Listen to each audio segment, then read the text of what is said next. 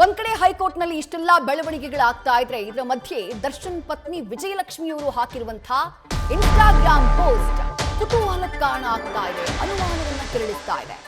ದೇವರಿಗೆ ಗೊತ್ತು ಅಷ್ಟೇ ಸಾಕು ಅಂತ ಹೇಳಿ ದರ್ಶನ್ ಪತ್ನಿ ವಿಜಯಲಕ್ಷ್ಮಿ ಪೋಸ್ಟ್ ಅನ್ನ ಹಾಕಿದ್ದಾರೆ.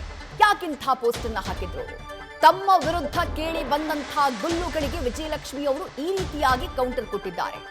ದೇಗುಲದ ಫೋಟೋ ಹಾಕಿ ದರ್ಶನ್ ಪತ್ನಿ ವಿಜಯಲಕ್ಷ್ಮಿ ಪೋಸ್ಟ್ ಅನ್ನ ಹಾಕಿದ್ದಾರೆ. ಕಾಮಾಖ್ಯ ಟೆಂಪಲ್ ಮುಂದೆ ನಿಂತಿರುವಂತಹ ಅಥವಾ ಕಾಮಾಖ್ಯ ದೇಗುಲದ ಫೋಟೋಗಳನ್ನ ಹಾಕಿ ಈ ರೀತಿ ಪೋಸ್ಟ್ ಮಾಡಿದ್ದಾರೆ ವಿಜಯಲಕ್ಷ್ಮಿ ಅವರು. ಎರಡು ಸ್ಟೋರೀಸ್ ನ ಹಾಕಿದ್ದಾರೆ. ಒಂದು ದೇವರಿಗೆ ಗೊತ್ತು ಅಂತ ಹೇಳಿ ಆ ಕಾಮಾಖ್ಯ ದೇಗುಲದ ಫೋಟೋನ ಹಾಕಿರೋದು, ಮತ್ತೊಂದು ದರ್ಶನ್ ಜೊತೆಗಿರುವಂತಹ ಫೋಟೋನ ಹಂಚಿಕೊಳ್ಳುವಂತಹ ಕೆಲಸವನ್ನ ಮಾಡಿದ್ದಾರೆ. ಅದರಲ್ಲಿ ಒಂದು 4 ಸಾಲು ಬರೆದಿದ್ದಾರೆ ನೋಡಿ, ಕಾಣಿಸ್ತಾ ಇದೆ, ಇಂಗ್ಲಿಷ್ ನಲ್ಲಿ ಹಾಕಿದ್ದಾರೆ. ಅದರಲ್ಲಿ ಏನಿದೆ? ವರ್ಷ ಕಳೆಯಿತು, ಗಾಯ ಇನ್ನೂ ಕೂಡ ವಾಸಿಯಾಗಿಲ್ಲ, ನೋವು ಸಹಿಸೋಕಾಗ್ತಾ ಇಲ್ಲ, ತನಗರ್ಥ ಆಗದೇ ಇರುವುದನ್ನ ಜಗತ್ತು ಜಡ್ಜ್ ಮಾಡಬಹುದು, ಆದ್ರೆ ನಾನು ವಿವರಣೆಯನ್ನ ಕೊಡುವುದನ್ನ, ಸ್ಪಷ್ಟೀಕರಣವನ್ನ ಕೊಡುವುದನ್ನ ನಿಲ್ಲಿಸ್ಬಿಟ್ಟಿದ್ದೀನಿ.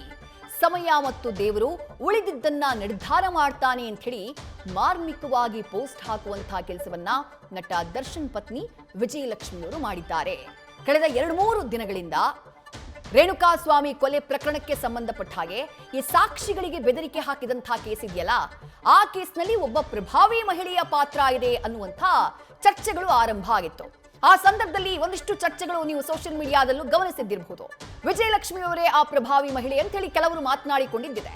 ಜೊತೆಗೆ ವಿಜಯಲಕ್ಷ್ಮಿ ಅವರ ವಿರುದ್ಧವೂ ಈ ಕೇಸ್ಗೆ ಸಂಬಂಧಪಟ್ಟ ಹಾಗೆ ಒಂದಿಷ್ಟು ಆರೋಪಗಳೆಲ್ಲ ಕೇಳಿ ಬಂದಿದ್ದಿದೆ. ಇದೆಲ್ಲದಕ್ಕೆ ಸಂಬಂಧಪಟ್ಟ ಹಾಗೆ ವಿಜಯಲಕ್ಷ್ಮಿ ಅವರು ಈ ರೀತಿಯಾಗಿ ಪ್ರತಿಕ್ರಿಯೆಯನ್ನ ಕೊಡುವಂತಹ ಪ್ರಯತ್ನವನ್ನ ಮಾಡಿದ್ದಾರೆ.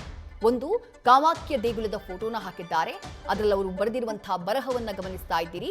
ದೇವರಿಗೆ ಗೊತ್ತು ಅಷ್ಟೇ ಸಾಕು, ನಾನು ಏನು ಮಾಡ್ತಾ ಇದ್ದೀನಿ, ನಾನು ಯಾವ ರೀತಿ ಈ ದರ್ಶನ್ ಅವರ ಕೇಸ್ನಲ್ಲಿ ಅವರನ್ನ ಕಾಪಾಡೋದಕ್ಕೆ ಪ್ರಯತ್ನ ಪಡ್ತಾ ಇದ್ದೀನಿ, ಎಷ್ಟು ಹೋರಾಟವನ್ನ ಮಾಡ್ತಾ ಇದ್ದೀನಿ, ದೇವರಿಗೆ ಗೊತ್ತು ಅಷ್ಟು ಸಾಕು ಅಂತ ಹೇಳಿ ಆ ಪೋಸ್ಟ್ ಅನ್ನ ಹಾಕ್ತಾರೆ. ಅದರ ಬೆನ್ನಿಗೆ ಕೆಲವೇ ನಿಮಿಷಗಳ ಹಿಂದೆ ದರ್ಶನ್ ಅವರ ಜೊತೆಗಿರುವಂತಹ ಒಂದು ಅಪ್ಯಾಯವಾದಂತಹ ಒಂದು ಫೋಟೋನ, ಆತ್ಮೀಯವಾಗಿರುವಂತಹ ಒಂದು ಫೋಟೋನ ಶೇರ್ ಮಾಡ್ತಾರೆ. ಅದರಲ್ಲೂ ಕೂಡ ಒಂದು 3-4 ಲೈನ್ ಬಹಳ ಸ್ಟ್ರಾಂಗ್ ಆಗಿ ಬರೀತಾರೆ.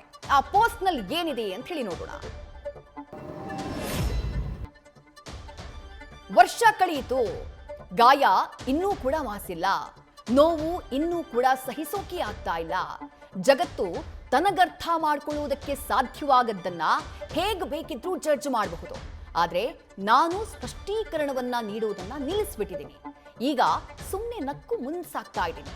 ಸಮಯ ಮತ್ತು ದೇವರು ಉಳಿದಿದ್ದನ್ನ ನಿರ್ಧಾರ ಮಾಡ್ಲಿ ಅಂತ ಹೇಳಿ ವಿಜಯಲಕ್ಷ್ಮಿ ಅವರು ಪೋಸ್ಟ್ ಅನ್ನ ಹಾಕ್ತಾರೆ. ದರ್ಶನ್ ಹಾಗೆ ತಾವು ಜೊತೆಗಿರುವಂತಹ ಫೋಟೋನ ಹಾಕಿ ಅದರಲ್ಲಿ ಅವರು ಬರೆದಿರುವಂತಹ ಸಾಲುಗಳಿವೆ. ಬಹಳ ನೋವಿನಿಂದ ಬರೆದಿರೋ ರೀತಿ ಕಾಣಿಸ್ತಾ ಇದೆ. ಅಥವಾ ತಮ್ಮ ವಿರುದ್ಧ ಕೇಳಿ ಬರ್ತಾ ಇರುವಂತಹ ಆರೋಪಗಳು ಏನಿದ್ದಾವೆ ಅಥವಾ ಏನು ವದಂತಿಗಳೆಲ್ಲ ಹರಿದಾಡ್ತಾ ಇದೆ, ಅದಕ್ಕೆ ಸಂಬಂಧಪಟ್ಟ ಹಾಗೆ ವಿಜಯಲಕ್ಷ್ಮಿ ಅವರು ಬಹಳ ಸ್ಟ್ರಾಂಗ್ ಆಗಿ ಒಂದು 4 ಸಾಲುಗಳನ್ನ ಹಾಕಿದ್ದಾರೆ. ವರ್ಷ ಕಳೆಯಿತು, ಗಾಯ ಇನ್ನೂ ಕೂಡ ಮಾಸಿಲ್ಲ, ನೋವು ಇವತ್ತಿಗೂ ಕೂಡ ನನ್ನ ಕೈಲಿ ಸಹಿಸೋಕಾಗ್ತಾ ಇಲ್ಲ, ಆದ್ರೆ ಜಗತ್ತು ತನಗೆ ಅರ್ಥ ಮಾಡ್ಕೊಳ್ಳೋದಕ್ಕೆ ಸಾಧ್ಯವಾಗದ್ದನ್ನ ಹೇಗೆ ಬೇಕಿದ್ರೂ ಅದು ಜಡ್ಜ್ ಮಾಡಬಹುದು, ಈಗ ಜಡ್ಜ್ ಮಾಡ್ತಾ ಇದೆ, ಆದ್ರೆ ನಾನು ಅದಕ್ಕೆ ಸ್ಪಷ್ಟೀಕರಣವನ್ನ ಕೊಡುವುದಕ್ಕೆ ಹೋಗೋದಿಲ್ಲ, ವಿವರಣೆಯನ್ನ ಕೊಡುವುದನ್ನ ನಾನು ನಿಲ್ಲಿಸ್ಬಿಟ್ಟಿದ್ದೀನಿ. ಈಗ ಸುಮ್ಮನೆ ನಕ್ಕು ಮುಂದೆ ಸಾಗ್ತಾ ಇದ್ದೀನಿ.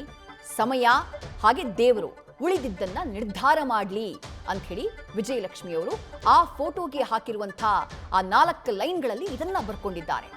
ಅಂದ್ರೆ ಆ ಮೂಲಕ ತಮ್ಮ ವಿರುದ್ಧ ಕಳೆದ 3-4 ದಿನಗಳಿಂದ ಏನ್ ಚರ್ಚೆಗಳಾಗ್ತಾ ಇದೆ, ಯಾವ ರೀತಿ ಸುದ್ದಿಗಳು ಓಡಾಡ್ತಾ ಇದ್ದಾವೆ, ಅದಕ್ಕೆ ಸ್ಪಷ್ಟೀಕರಣವನ್ನ ಕೊಡುವಂತಹ ಪ್ರಯತ್ನ ವಿಜಯಲಕ್ಷ್ಮಿ ಅವರ ಕಡೆಯಿಂದ ಆಗಿದೆ. ನ್ಯೂಸ್ ಫಸ್ಟ್, ನಿರ್ಭೀತಿಯಿಂದ ನಿಮ್ಮ ಪರವಾಗಿ.